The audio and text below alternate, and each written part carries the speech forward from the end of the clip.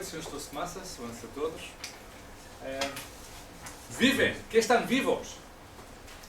Pois isto é uma lição de sobrevivência. Vamos falar de sobrevivência.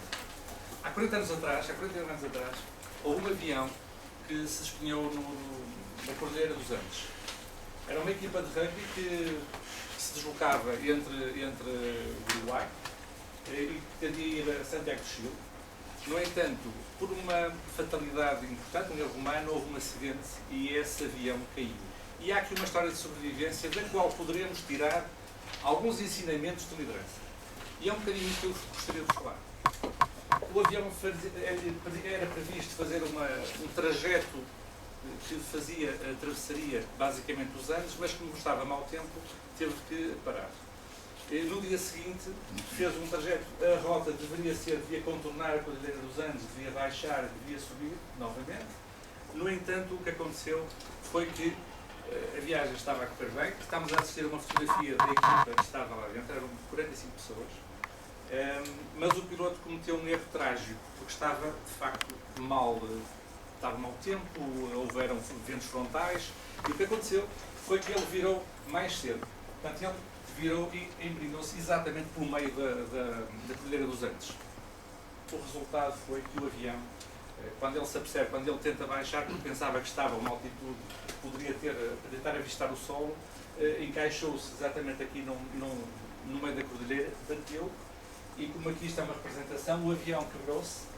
Das 45 pessoas que iam dentro do avião, logo neste acidente, quando isto bate, a asa partiu, foram 7 projetados, 6 acabaram por morrer, e o avião, portanto, deslizou e os outros ficaram vivos.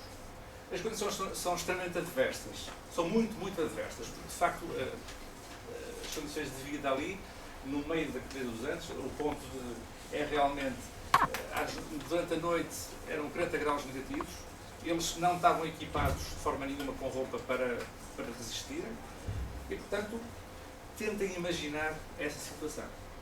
No dia seguinte, 2, 3 dias depois, morreram mais 5 pessoas. Morreram mais 5 pessoas porque não resistiram aos ferimentos. E estamos a falar agora de sobrevivência. Portanto, isto é um resumo do que está aqui, basicamente, e gostava que fixassem que esta equipa acabou por estar lá 72 dias, em cima da montanha. Isto conta todas as probabilidades de sobrevivência. Isto é talvez das histórias mais extraordinárias de sobrevivência do mundo, acho eu. E no final há 16 que vão sobreviver. Vamos tentar aprender alguma coisa. Porquê é que estas pessoas sobreviveram? É muito importante nós tomarmos algumas decisões para sobreviver. Mesmo muito importante. Como imaginam, as pessoas deixaram de ter comida, não é? Deixaram de ter comida.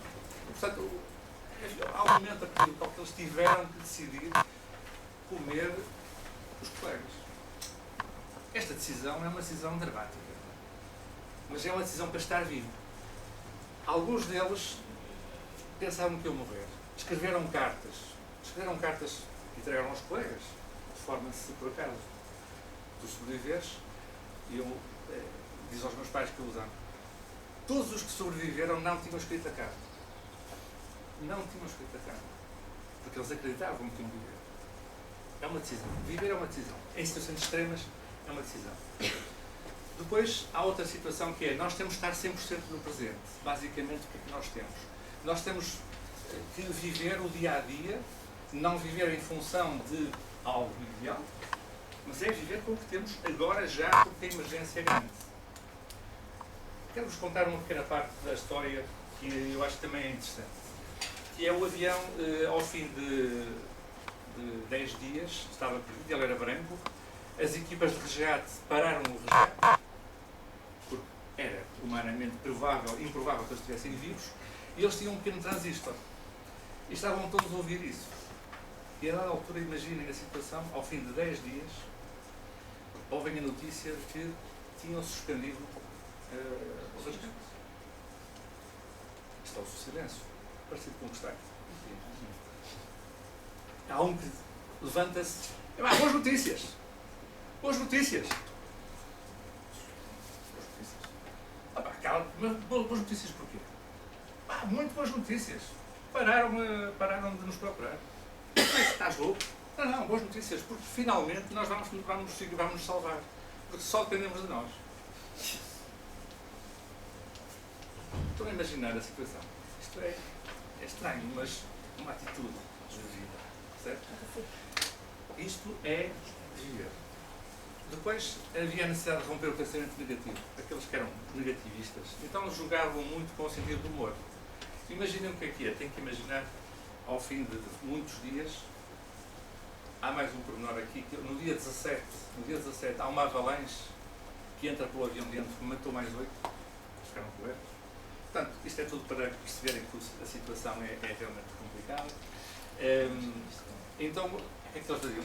Não tinham comida, então dedicavam-se com humor a fazer listas de comida. Então, cada um dizia o que é que gostava, ao restaurante que gostava, então falavam imenso de comida, riam-se como perdidos com aquilo.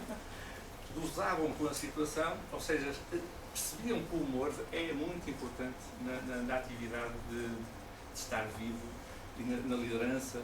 O humor é muito importante. Depois havia a questão da gestão da dor, como imaginam, tinham que, por um lado, aceitar a dor e, por outro lado, compartilhar. Queria-vos dizer também que é muito importante uma certa inconsciência nisto.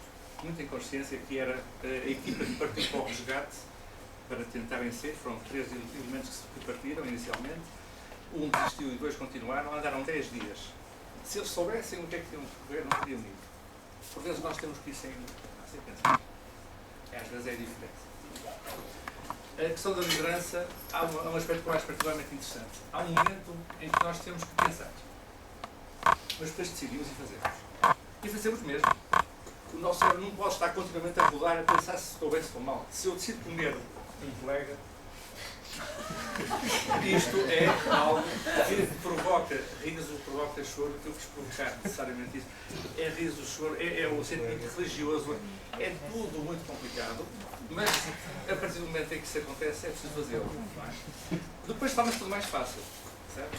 Bom, queria apontar os pontos mais importantes aqui, que é a questão da liderança, do trabalho em equipa. A liderança é partilhada. Uma equipa desta só sobrevive, não é com um líder, são com vários líderes. Em cada momento há um líder que se vai para a frente, por exemplo, quando estamos na área da saúde. Se estamos na área das decisões, há um outro.